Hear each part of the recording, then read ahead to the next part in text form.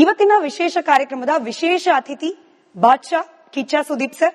ನಮಸ್ಕಾರ, ಕಾರ್ಯಕ್ರಮಕ್ಕೆ ಸ್ವಾಗತ. Thank you. 25ನೇ ತಾರೀಕು ಮಾರ್ಕ್ ಕರ್ನಾಟಕ ಸಿನಿಮಾ ಇಂಡಸ್ಟ್ರಿಯಲ್ಲಿ ಒಂದು ಮಾರ್ಕ್ ಕ್ರಿಯೇಟ್ ಮಾಡ್ಲಿಕ್ಕೆ ಬರ್ತಾ ಇದೆ. ಟ್ರೇಲರ್ ನೋಡಿ ಅಭಿಮಾನಿಗಳು ಬಹಳಷ್ಟು ಖುಷಿಯಾಗಿದ್ದಾರೆ ಸರ್.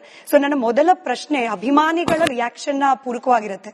ಟ್ರೇಲರ್ ನೋಡಿದ ಒಬ್ಬ ನಿಮ್ಮ ಪಕ್ಕ ಅಭಿಮಾನಿ ಹೇಳ್ತಾರೆ, ಕನ್ನಡ ಪಿಕ್ಚರ್ ತೆಗಿರಿ ಅಂತಂದ್ರೆ ಹಾಲಿವುಡ್ ರೇಂಜ್ ಅಲ್ಲಿ ಪಿಕ್ಚರ್ ತೆಗೆದಿದ್ದಾರೆ, ಇನ್ನೇನಿದ್ರು $1 ಕೊಟ್ಬಿಟ್ಟು ಪಿಕ್ಚರ್ ನೋಡ್ಬೇಕು ಅಂತ. ಅಂದ್ರೆ ಈ ಪ್ರೀ ರಿಲೀಸ್ ಹೈಪ್ ಇದೆಯಲ್ಲ ಅಭಿಮಾನಿಗಳದ್ದು, ಹೇಗ್ ನೋಡ್ತೀರಿ ನೀವು ಅದನ್ನ? I saw that video. ನೀವು ಹೇಳಿರೋದು ನನಗೆ ಯಾರೋ ಫಾರ್ವರ್ಡ್ ಮಾಡಿ ತೋರಿಸಿದ್ರು. ಐ ಥಿಂಕ್ ಇಟ್ಸ್ ವೆರಿ ಕ್ಯೂಟ್ಲಿ ಈ ಸ್ಪೋಕನ್. ಅಂದ್ರೆ ಅವರು ಒಂದು ಎಕ್ಸೈಟ್ಮೆಂಟ್ ನ ಹೇಳ್ಕೊಳ್ಳೋ ರೀತಿ ಆಗಿದೆ ಅಷ್ಟೇನೆ. But I see by the end of the day you feel good. ಒಂದು ಟ್ರೈಲರ್ ರಿಲೀಸ್ ಮಾಡದೆ ನೀವು ಪ್ರತಿಕ್ರಿಯೆ ನೋಡೋದಕ್ಕೆ, ಇನ್ವೈಟ್ ಮಾಡೋದಕ್ಕೆ, ಸೊ ಅದೆಲ್ಲದು ಹೋಗಿ ರೀಚ್ ಆಗಿದೆ. ಪ್ರತಿಯೊಬ್ಬರು ಅದನ್ನ ಬಹಳ ಒಳ್ಳೆ ರೀತಿಯಲ್ಲಿ ಸ್ವೀಕರಿಸಿ ಸ್ಪಂದಿಸ್ತಾ ಇದ್ದಾರೆ ಅಂದಾಗ ಅದೇ ಕೊಡುವಂತ ಮೊದಲನೇ ಖುಷಿ ಅಲ್ವಾ ನಮಗೆ. ಅಂದ್ರೆ ಎಲ್ಲೋ ಒಂದು ಪಾಸಿಟಿವ್ ನೋಟಲ್ಲಿ ಸ್ಟಾರ್ಟ್ ಆಯಿತು. Trailer can always have mixed opinions. For the first time ನನಗೆ ಗೊತ್ತಿರೋದು ಮ್ಯಾಕ್ಸ್ ಅನ್ನೋ ಸಿನಿಮಾ ರಿಲೀಸ್ ಆದಾಗ್ಲೂ ಒಂದು ಮಿಕ್ಸ್ಡ್ ಒಪಿನಿಯನ್ ಸಿನಿಮಾಗೆ ಬಂದಿರಲಿಲ್ಲ. ಈ ಟ್ರೈಲರ್ಗೂ ಎಲ್ಲೂ ಮಿಕ್ಸ್ಡ್ ಒಪಿನಿಯನ್ ಇಲ್ಲ. ಅಂದ್ರೆ ಪರವಾಗಿಲ್ಲ ಆ ತರ ಬರಲಿಲ್ಲ. ಸೊ ಅದೆಲ್ಲ ನಾವು ದುಡ್ಡು ಕೊಟ್ಟು ಮಾಡಿಸೋದಕ್ಕಾಗೋದಿಲ್ಲ ಅದು. So I think it was very organically happened and very excited. ಅಂದ್ರೆ ಆ ಟ್ರೈಲರ್ ಕಟ್ ಮಾಡಿದಾಗಲೇ ನನಗೆ ತುಂಬಾ ಖುಷಿಯಾಗಿತ್ತು, ಎಡಿಟರ್ ಅಂಡ್ ಡೈರೆಕ್ಟರ್ ಅದನ್ನ ಬಗ್ಗೆ ಮಾಡಿದಾಗ. ಸೊ ಅದೇ ರೀತಿ ರೀಚ್ ಆಗಿದೆ. ಅಂಡ್ ಅವ್ರದ್ದೆಲ್ಲ ಎಕ್ಸೈಟ್ಮೆಂಟ್, ಎಸ್ಪೆಷಲಿ ಥಿಯೇಟರ್ಸ್ ಅಲ್ಲಿ ರಿಲೀಸ್ ಮಾಡಿದಾಗ ಆ ಥಿಯೇಟರ್ ಮುಂದೆ ನಡೆದಂತ ಸಂಭ್ರಮಗಳು, ಐ ಥಿಂಕ್ ಇಟ್ಸ್ ಓವರ್ವೆಲ್ಮಿಂಗ್. ಇದೇ ತರದ ಇನ್ನೊಬ್ಬರ ಅಭಿಮಾನಿ ಮ್ಯಾಕ್ಸ್ ಚಿತ್ರನ ಕಂಪೇರ್ ಮಾಡಿ ಹೇಳ್ತಾರೆ, ಮ್ಯಾಕ್ಸ್ ಚಿತ್ರಕ್ಕಿಂತ 100 ಪಟ್ಟು ಎಕ್ಸ್ಪೆಕ್ಟೇಷನ್ ಮಾರ್ಕ್ ಬಗ್ಗೆ ಇದೆ ಅಂತ ಸರ್. ಈ ಬೇರೆ ಚಿತ್ರಗಳನ್ನ ಕಂಪೇರ್ ಮಾಡಿ, ನಿಮ್ಮದೇ ಹಿಂದಿನ ಚಿತ್ರಗಳನ್ನ ಕಂಪೇರ್ ಮಾಡಿ ಅಭಿಮಾನಿಗಳಲ್ಲಿ ಎಕ್ಸ್ಪೆಕ್ಟೇಷನ್ ಜಾಸ್ತಿ ಆಗ್ತಾ ಇರೋದು ನೀವ್ ಹೇಗ್ ಗಮನಿಸ್ತೀರಿ ಇದನ್ನ ಅಂತ? ಐ ಥಿಂಕ್ ಅದು ಎಲ್ಲೋ ಅವರು ನಮ್ಮ ಸಿನಿಮಾ ಮೇಲೆ ಇಡ್ತಾರೋ ನಂಬಿಕೆ ಅಂತ ತಗೊಂತೀನಿ ನಾನು, ಬೇರೆ ಏನಲ್ಲ. ಬಿಕಾಸ್ ನಾವು ಕೊಟ್ಟಿರೋ ಒಪಿನಿಯನ್ ನಮ್ಗೆ ವಾಪಸ್ ಬರ್ತಾ ಇರೋದು. ನಮ್ಮ ಹಿಂದಿನ ಸಿನಿಮಾಗಳಲ್ಲಿ ನಾವು ಆ ಒಪಿನಿಯನ್ ಕೊಟ್ಟಿದ್ದೀವಿ. ಅಂಡ್ ಅವರು ಅದಕ್ಕೆ ಏನಂತೀರಿ ಸ್ವೀಕರಿಸಿ ಪ್ರತಿಯೊಂದು ಸಿನಿಮಾನ ಸಂಭ್ರಮಿಸಿದಾರೆ ಅಂದ್ಮೇಲೆ ಪ್ರತಿಯೊಂದು ಸಿನಿಮಾನು ಹಿಂದಿನ ಸಿನಿಮಾಕಿನ ಒಂದ್ ಹೆಜ್ಜೆ ಅಟ್ಲೀಸ್ಟ್ ಮೇಲಿರಬೇಕು.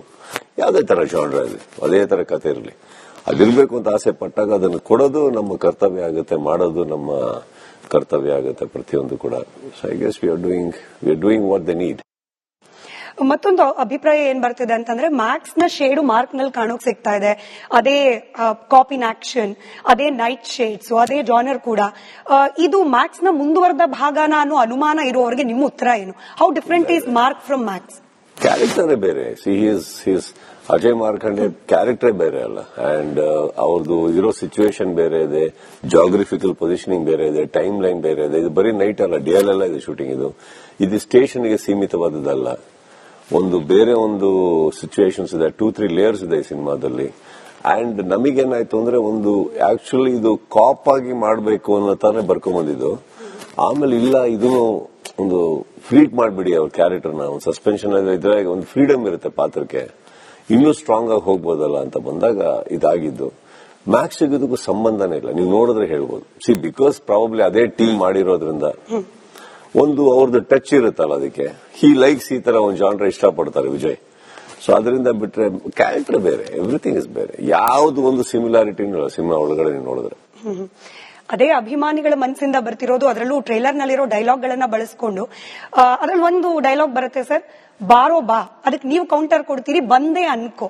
ಅಂದ್ರೆ ಇದು ಆ ಸಿಚುಯೇಷನ್ ತಕ್ಕಂಗೆ, ಸ್ಕ್ರೀನ್ ಪ್ಲೇ ತಕ್ಕಂಗೆ ಸಿನಿಮಾದಲ್ಲಿ ಇರ್ಬೋದೇನೋ. ಬಟ್ ನಿಮ್ಮ ಅಭಿಮಾನಿಗಳದನ್ನ ಕಿಚ್ಚ ಸುದೀಪ್ ಸರ್ ಬೇರೆ ಯಾರಿಗೂ ಕೌಂಟರ್ ಕೊಡ್ಲಿಕ್ಕೆ ಈ ರೀತಿಯಾಗಿ ಹೇಳ್ತಿದ್ದಾರೆ ಅನ್ನೋದು. ನಾನೇನ್ ಹೇಳ್ತಾ ಇದೀನಿ, ಅಭಿಮಾನಿಗಳು ಯಾವ ತರ ತಗೊಂತಾರೆ ಅಂದ್ರೆ ಎದುರುಗಡೆಯಿಂದ ಬರೋದಕ್ಕೆ ಸ್ಪಂದಿಸ್ತಾ ಇರ್ತಾರೆ ಅಷ್ಟೇನೆ. ನಮ್ಮವ್ರು ಯಾರು ಕ್ರಿಯೇಟ್ ಮಾಡಲ್ಲ ಅದಕ್ಕೆ. ಸೆಕೆಂಡ್ ಇನ್ನೊಂದೇನಾಗುತ್ತೆ, ನಾವು ಅದಕ್ಕೆ ಹೋಗ್ಲೇಬಾರದು. We are all talking about a bigger picture here. The bigger picture being cinema. Ground ಲೆವೆಲ್ಗೆ ಹೋಗ್ಬಿಟ್ಟು ನಾವು ಅದಕ್ಕೆಲ್ಲ ಸ್ಪಂದಿಸಿ ಇವ್ರು ಹಿಂಗಂದ್ರು ಅವ್ರು ಹಂಗಂದ್ರು ಅಂತ ಕೂತ್ರೆ ನಾವು ಬೆಳೆದೇ ಇಲ್ಲ ಅಂತಾಯ್ತು ಜೀವನದಲ್ಲಿ. We should not be reacting to all that. ಅದು ಅವ್ರವ್ರಿಗೆ ಸಂಬಂಧಪಟ್ಟಿದ್ದು. ನಾವು ಸಿನಿಮಾದಲ್ಲಿ ಇರ್ಬೇಕಾಗುತ್ತೆ. ನಾವು ಸಿನಿಮಾಗೆ ಏನ್ ಬೇಕೋ ಮಾಡ್ಲೋ ಅಥವಾ ಇನ್ಯಾರಿಗಾರ ಏನಾರು ಕೌಂಟರ್ ಕೊಡೋಕೆ ಸಿನಿಮಾನೇ ಮಾಡ್ಲೋ, ಟ್ರೈಲರ್ಗೆ ಸಂಬಂಧಪಟ್ಟಂಗೆ ಅಲ್ಲಿಂದ ಅಲ್ಲೇ ಇರುತ್ತೆ. ಅಂಡ್ ಅವ್ರು ಏನ್ ಮಾಡ್ತಾರೆ ಗ್ರೌಂಡ್ ಲೆವೆಲ್ ಅಲ್ಲಿ, ಐ ಥಿಂಕ್ ಅವ್ರವ್ರು ಮಜಾ ಮಾಡ್ಕೊಂಡಿರ್ಲಿ ಬಿಡಿ, ನಾವು ಅದಕ್ಕೆ ತಲೆ ಹಾಕಕ್ಕೆ ಹೋಗೋಣ. ಬಟ್ ಈ ರಿಯಾಕ್ಷನ್ ಗಳು ಕೆಲವೊಂದ್ಸತಿ ಓವರ್ ರಿಯಾಕ್ಷನ್ ಆಗ್ಬಿಡುತ್ತೆ. ಅಲ್ಲ, ಟಾಪಿಕ್ ವೇಸ್ಟ್ ಅದು. ಯಾಕಂತಂದ್ರೆ ಅದಕ್ಕೂ ನಮ್ಗೆ ಸಿನಿಮಾಗೂ ಸಂಬಂಧ ಇಲ್ಲ. ಅದು ಗ್ರೌಂಡ್ ಲೆವೆಲ್ ಅಲ್ಲಿ ನಡೀತಾ ಇರೋದು. ಗ್ರೌಂಡ್ ಲೆವೆಲ್ ಅಲ್ಲಿ ಒಬ್ಬ ಕಪಾಳ ಕೊಡಿದ್ರೆ ಇನ್ನೊಬ್ಬ ಕಪಾಳ ಕೊಡಿತಾನೆ, ನೀವು ಚಪ್ಪಾಳೆ ತಟ್ಟಿದ್ರೆ ಇನ್ನು ಚಪ್ಪಾಳೆ ತಡ್ತಾರೆ. ಆಕ್ಷನ್ ರಿಯಾಕ್ಷನ್ ಅದು ಫ್ಯಾನ್ಸ್ ಗಳ ಮಧ್ಯದಲ್ಲಿ ನಡೀತಾ ಇರುತ್ತೆ. ಆಕ್ಷನ್ ಇಲ್ಲದೆ ರಿಯಾಕ್ಷನ್ಸ್ ಗಳು ಬರಲ್ಲ. ಸೊ ನಾವು ಗ್ರೌಂಡ್ ಲೆವೆಲ್ ಹೋಗ್ಲೇಬಾರ್ದು. ಅದಕ್ಕೆ we should talk about a bigger scale call cinema. Cinema ಬಗ್ಗೆ ಮಾತನಾಡ್ತಾರೆ ಸರ್. ಇದೇ ಟ್ರೇಲರ್ ನಲ್ಲಿ ಹಾರೋ ಹದ್ದಿಗಿಂತ ಓಡೋ ಚೀತಾಗಿಂತ ಮಾರ್ಕ್ ನ ಸ್ಪೀಡ್ ಜಾಸ್ತಿ ಅನ್ನೋ ತರದಲ್ಲಿ ನೀವು ಹೇಳಿದಿರಿ. ಸ್ಪೀಡ್ ನಿಜವಾಗ್ಲೂ ಜಾಸ್ತಿನೇ ಇತ್ತು. 150 ಡೇಸ್ ಅಲ್ಲಿ ಪ್ಯಾನ್ ಇಂಡಿಯಾ ಸಿನಿಮಾ ಅಂತಂದ್ರೆ ಬಹುಶಃ ಕಲ್ಪನೆಗೂ ಕಷ್ಟ ಆಗೋ ವಿಚಾರ. ಈ ಶಾರ್ಟೆಡ್ ಟೈಮ್ ಫ್ರೇಮ್ ನಲ್ಲಿ ಸಿನಿಮಾ ಮಾಡಬೇಕು ಅಂತ ಯಾಕೆ ಅನ್ನಿಸ್ತು ಅಂತ, ಅದ್ರ ಪರಿಣಾಮಗಳೇನು ಅಂತ? ಒಂದು ಲೇಟ್ ಆಗಿ ಸ್ಟಾರ್ಟ್ ಆಯ್ತು. ನಮಗೆ ಜುಲೈ ಸ್ಟಾರ್ಟ್ ಆದಾಗ ಈಗ ನಾವು ಡಿಸೆಂಬರ್ ನ ಮಿಸ್ ಮಾಡ್ಕೊಂಡ್ರೆ, ಡಿಸೆಂಬರ್ ಪ್ರಾರಂಭ ಆಗೋದ್ರಿಂದ ಕೊನೆ ವಾರದಲ್ಲಿ at least 3 to 4 weeks of good time and holidays ಸಿಗುತ್ತೆ ನಮಗೆ. ಮಿಸ್ ಮಾಡಿದ್ರೆ you'll go to February, which is not a great time because all exams ಇದೆ. ದೆನ್ IPL ಸ್ಟಾರ್ಟ್ ಆಗುತ್ತೆ. Then you'll go to July June again, ಅಲ್ಲಿ ಹೊರಟೋಗ್ತೀರಿ ನೀವು. Again it's investments ಹೋಗುತ್ತೆ, double ಆಗುತ್ತೆ, ಇಂಟ್ರೆಸ್ಟ್ ರೇಟ್ಸ್ ಜಾಸ್ತಿ ಆಗುತ್ತೆ. ಸೊ ಒಂಚೂರು ಒಂಚೂರು ತುಂಬಾನೇ ಪ್ರಯತ್ನ ಹಾಕಿದ್ರೆ ರಾಜ್ಯದಲ್ಲಿ ಬಂದ್ಬಿಡ್ಬೋದಲ್ಲ. ಇಲ್ಲ ನಾವು ಆರಾಮಾಗಿ ಏಪ್ರಿಲ್ ಮೇ ಹಂಗೆ ಸ್ಟಾರ್ಟ್ ಮಾಡಿದ್ರೆ we still have time. October, November, December, September ಎಲ್ಲಿ ಬೇಕಾದ್ರೂ ಬರ್ಬೋದು ನಾವು. ಒಂದಿಷ್ಟು ರಜೆಗಳು ಸಿಗ್ತವೆ, ಒಂದಿಷ್ಟು ದಿನಗಳು, ಇವೆಲ್ಲ ರಿಲೀಸ್ ಟೈಮ್ಸ್ ಇವೆಲ್ಲ.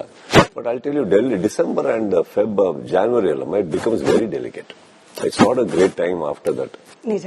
ನೀವು ಸಿನಿಮಾ ರಿಲೀಸ್ ಆಗೋದು, ಗಳಿಕೆ, ಅದ್ರ ಬಗ್ಗೆ ಮಾತನಾಡ್ತಿದ್ದೀರಿ. ಬಟ್ ಸರ್, ನನಗೆ ಒಂದು ಕುತೂಹಲ, ಈ ಶಾರ್ಟರ್ ಡ್ಯೂರೇಷನ್ ಅಲ್ಲಿ ಸಿನಿಮಾ ಶೂಟ್ ಮಾಡೋದು ಇದೆಯಲ್ಲ, ಇದು ಖರ್ಚಿನ ಲೆಕ್ಕಾಚಾರದಲ್ಲೂ ಕೂಡ ಸ್ವಲ್ಪ ಎಫೆಕ್ಟಿವ್ ಅನ್ನಿಸಬಹುದಾ? ಪ್ರೊಲಾಂಗ್ ಆಗ್ತಾ ಹೋದಷ್ಟು ಖರ್ಚಲ್ಲಿ ನಿಮ್ಗೆ ಬರೀ ಬಡ್ಡಿ ಮಿಕ್ಕತ್ತೆ. Not on investment on cinema. ಈಗ ಸಿನಿಮಾಗೆ ಏನ್ ಮಾಡ್ಬೇಕೋ ಮಾಡ್ಲೇಬೇಕಲ್ಲ. ಕತೆಗೆ ನಾವೇನು ಕಾಂಪ್ರಮೈಸ್ ಆಗಕ್ಕಾಗಲ್ಲ, ಖರ್ಚಿಗೆ ಕಾಂಪ್ರಮೈಸ್ ಆಗಕ್ಕಾಗಲ್ಲ. ಏನ್ ಮಾಡ್ಬೋದು? You can work fast, homework ಚೆನ್ನಾಗಿ ಮಾಡಿ. ಇವಾಗ ಜುಲೈ 7 ಸ್ಟಾರ್ಟ್ ಮಾಡಿ ನವೆಂಬರ್ 13 ನಾವು ರ್ಯಾಪ್ ಮಾಡಿದ್ರೆ with in a matter of 4 months and 5 days we have worked 107 days and 166 calls with top most planning. It was strenuous but it was fruitful. It was great planning by everybody. ನಂದೊಬ್ಬರದ್ದು ಅಂತ ಹೇಳಕ್ಕಾಗಲ್ಲ. Everybody did the job very well. Quality ಬಗ್ಗೆ ಮಾತನಾಡ್ತಿದ್ರಿ sir. ನನ್ಗಿರೋ ಅನುಮಾನ, ಈ cinema itself is a creative field, art work. ಅದು art ನ ನಾವು ಟೈಮ್ ಬೌಂಡ್ರಿಯಲ್ಲಿ ಫಿಕ್ಸ್ ಮಾಡ್ಕೊಂಡು ಮಾಡಿದ್ರೆ ಆ ಆರ್ಟ್ಗೆ ಫ್ರೀಡಮ್ ಬೇಕು. You have to think. ಅದು ಒಂದು ಹಾಡಿಗೆ ಲಿರಿಕ್ಸ್ ಬರೆಯೋದ್ರಿಂದ ಹಿಡಿದು ನಿಮ್ಮ ಎಕ್ಸ್ಪ್ರೆಷನ್ ತನಕನು ಗಡಿಬಿಡಿಯಲ್ಲಿ ಆಯ್ತು ಅಂತ ಅನ್ಸಲ್ವಾ ಎಲ್ಲೂನು? ನಿಮ್ಮ ಓನ್ ಎಕ್ಸ್ಪೀರಿಯನ್ಸ್ ಹೇಳೋದಾದ್ರೆ, ಈ ತರಾತುರಿಯಲ್ಲಿ ಮಾಡಿದ್ವಿ ಅಂತ ಎಲ್ಲೂ ಅನ್ಸಲ್ಲ. ಎಷ್ಟೇ ಕೋಟ್ಯಾಧಿಪತಿ ಆಗಿರಿ, ಮದುವೆಗೆ ಅಂತ ಒಂದು ಟೈಮ್ ಇದೆ, ಅಷ್ಟರೊಳಗೆ ಆಗ್ಬೇಕು. ಹಾಗಂತ ಅಷ್ಟರೊಳಗೆ ಆದ ತಕ್ಷಣ ಗಡಿಬಿಡಿ ಆಯ್ತು, ನಾವು ಆಲ್ರೆಡಿ ಅವರು ಅಂಬಾನಿಯವ್ರ ಮಕ್ಕಳು, ನಾವು ಮಾಡೋದೇ ಹಿಂಗೆ ಅಂತ ಆಗುತ್ತೆ. See, point is not that. Elaboration of a celebration ಬೇರೆ, ಸೆಲೆಬ್ರೇಷನ್ ಬೇರೆ. ಕರೆಕ್ಟ್. ಈಗ ನಾನು ಹೇಳ್ತಾ ಇರೋದು ನಮ್ಮ ಸೆಲೆಬ್ರೇಷನ್, ದಟ್ ಇಸ್ ಸಿನಿಮಾ ಮೇಕಿಂಗಿಗೆ ವಿ ಕ್ಯಾನ್ ನೆವರ್ ಕಾಂಪ್ರಮೈಸ್.